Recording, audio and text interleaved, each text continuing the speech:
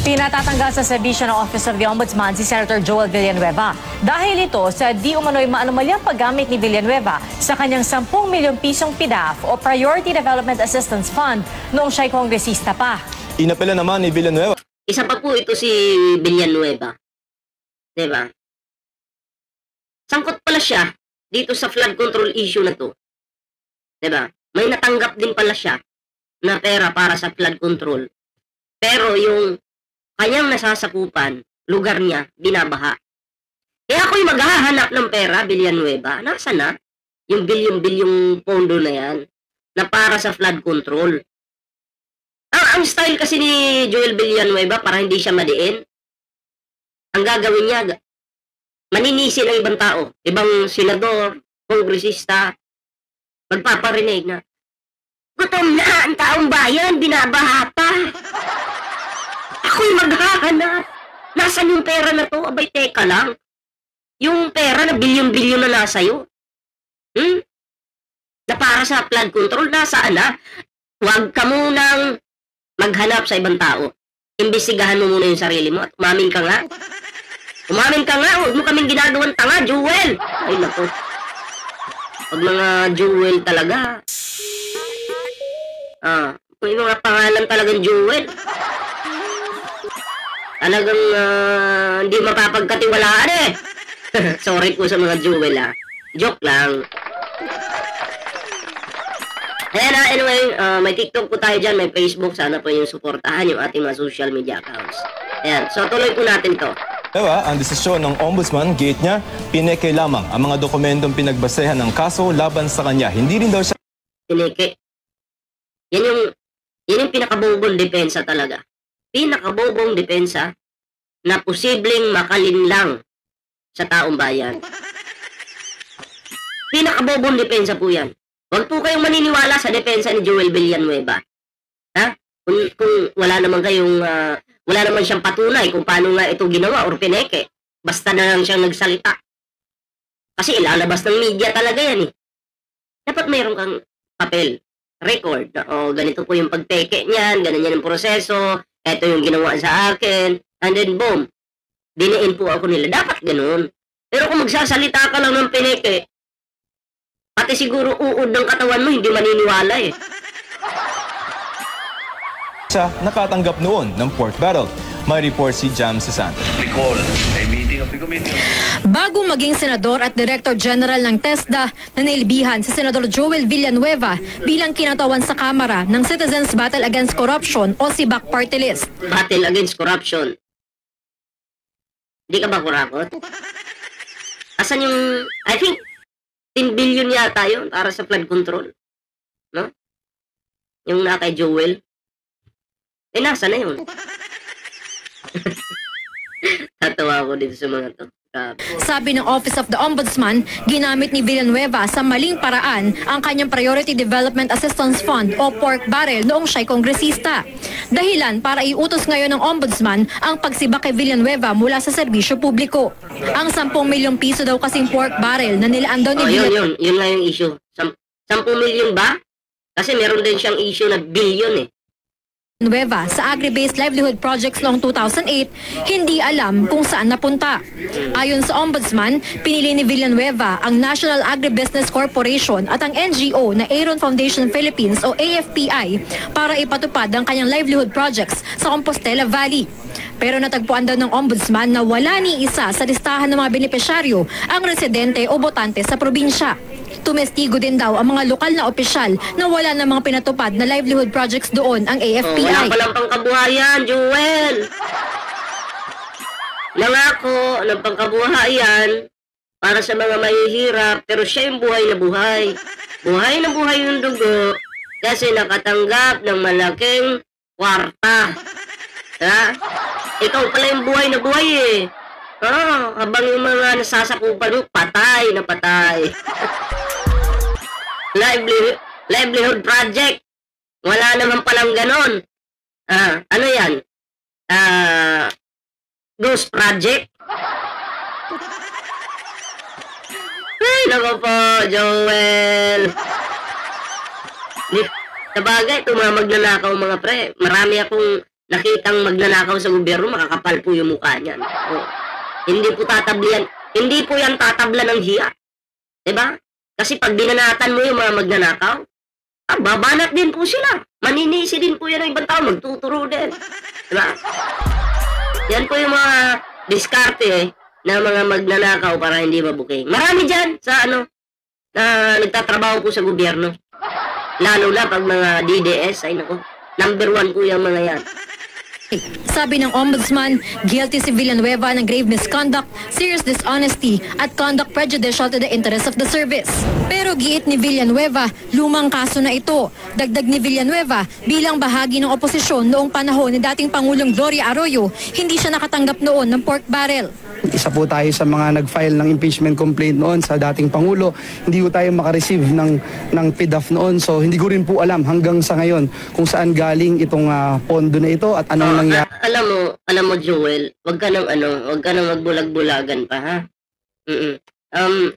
Ang gawin mo na lang siguro, magtrabaho ka na lang maayos para sa Pilipinas, para sa bansa, 'di ba? Kasi nakakahiya naman. Oo, senador ka pa naman tapos wala kang nagawa.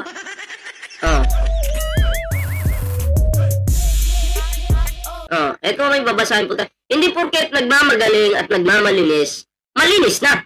Ayan yung si Joel Villanueva, nagmamagaling at nagmamalinis, di ba? Some people love to preach honesty and integrity, but facts don't lie. Kaya dapat i-review.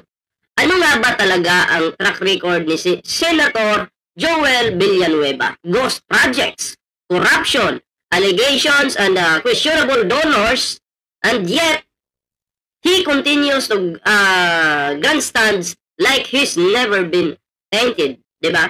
Alam mo, wag ka nang magmalinis, Villanueva. Wag kang magturo, wag kang magmalinis. Kasi ano na yung baho mo, buong bansa na aamoy na yung baho mo.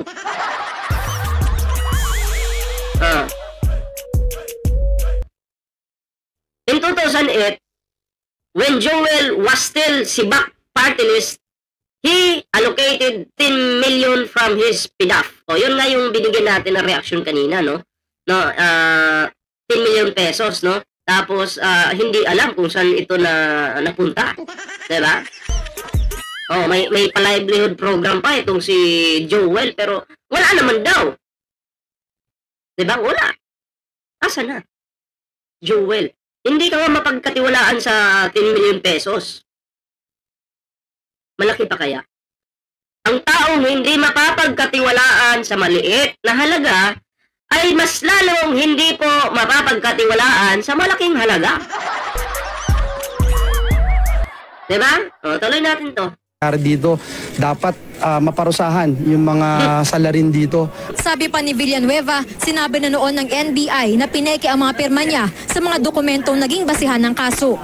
Pineke lang daw ang dokumento na di umano'y nag-authorize sa paglaan ng pondo sa naturang NGO.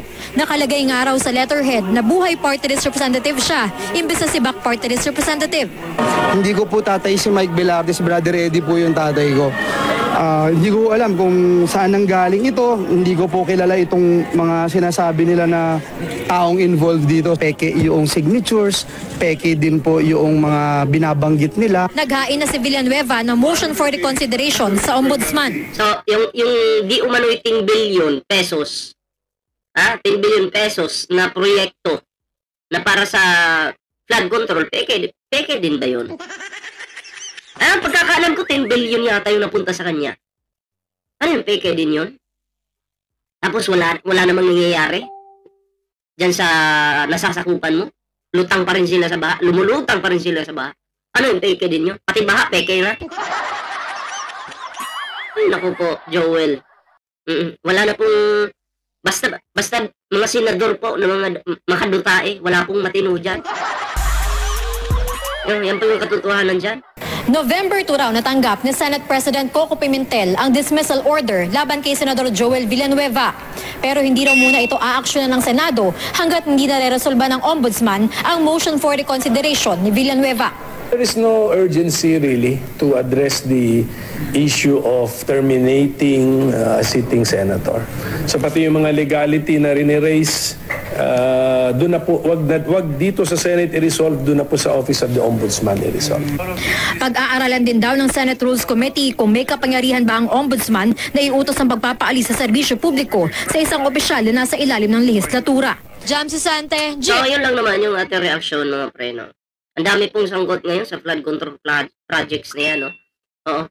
Ito'y aking, aking nakikita or parang estimated ko lang ba, di ba?